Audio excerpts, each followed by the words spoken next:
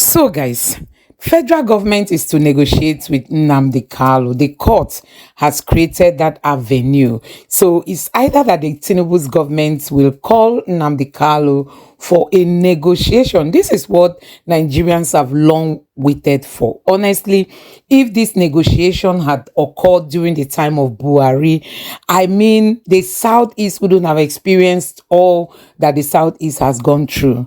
And we are happy with today's ruling. The court has created that avenue for the two parties to come together and, discuss and negotiate and reach a compromise.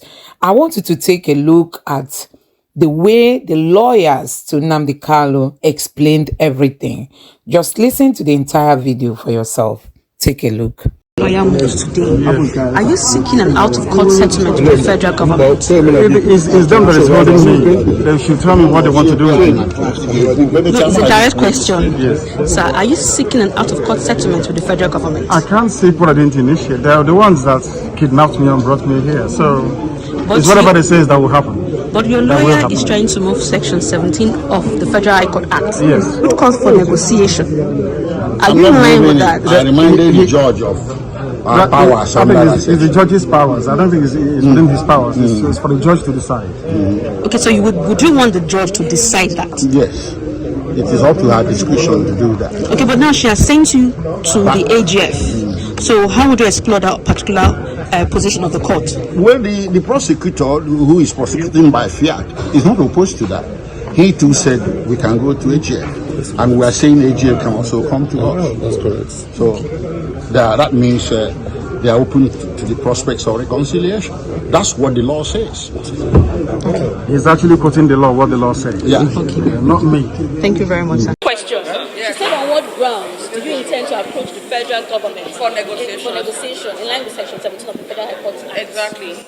Well, what you heard in court about Section 17 of the Federal High Court Act is simply what the National Assembly enacted. The National Assembly enacted at that Section 17 that reconciliation shall be promoted by the court between parties before the court, criminal or civil. So it so happened, and it came to pass that today that very issue was briefly considered in open court. So it is either for the court in its wisdom to initiate it and direct that parties do go and engage in such conversation, which the court did indirectly by not opposing it and by even suggesting it, or the parties themselves, either party, either the defendant or the prosecution, can initiate it. So that's not very unusual. Recently we saw a situation where the Attorney General of the Federation took steps under Section 174 of the Constitution, which is very similar to Section 17 of the Federal High Court Act.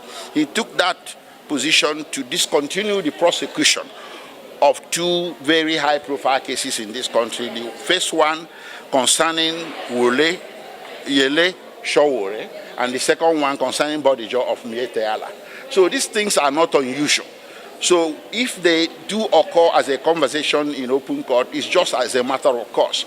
So people might wonder why such situation should not apply to Nnamdi Kanu, and that is what played out in court today. Well, we have gotten to that same point I will call judicial stalemate. And more important, it has come to the point where national interest is supposed to come into play. I thank the lawyers for holding forth to this particular moment. And I appreciate what the judge said, which is what we have been coming here saying from day one. Oh, that you be our chairman now overall. No.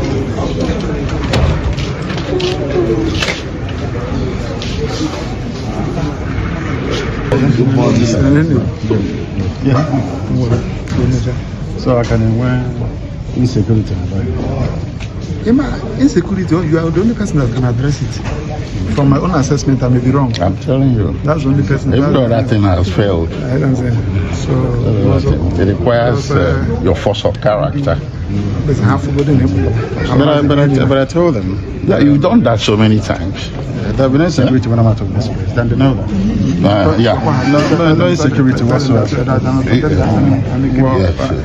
I condemn any manner of killing. The soldiers. Every manner of killing I condemn in its entirety. I want people to understand that. Because IPOB was founded on a non-violent principle. And we maintain that up until this very day. And everything, of course. And some of these soldiers, we are told, are also our people. Is that correct? Yes. And the family is now in mourning. Yes. There's a suspicion of false flag. All the making of young widows is condemned in its entirety. I don't want it. I don't want anybody to die. Yes. We are fighting for freedom. Then how can we fight for death at the same time? It's not possible. We want people to be free. That's what we're fighting for. Nothing more. We've suffered a lot in Africa. I don't know if you know that. Africans have suffered from slavery in Arabia to slavery in Europe to slavery in America. So I think we should focus our time and devote it towards making sure that this continent stands up to what God promised it is going to be. And that's why we're doing what we are doing. Not the truncated version, but the whole thing. It's very important that you cover everything.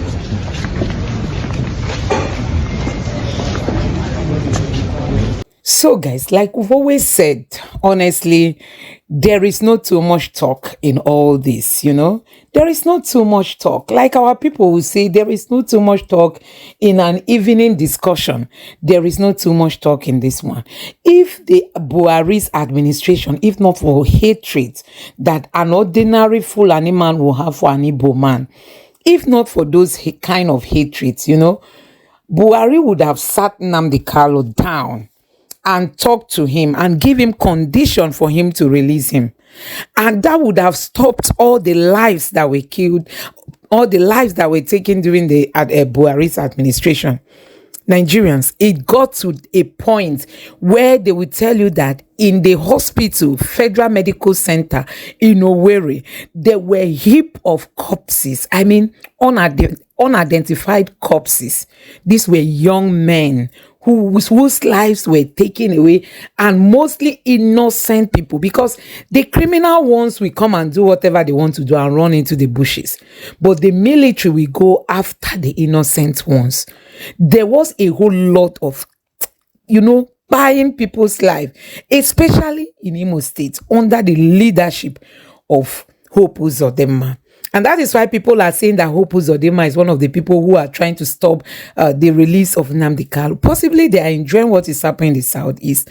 But I tell you, it is really a good news today that finally the federal government and Nnamdi Kanu can finally come to the table to discuss and know the way forward. There is, like Peter Obi will say, in every family, there is always misunderstanding.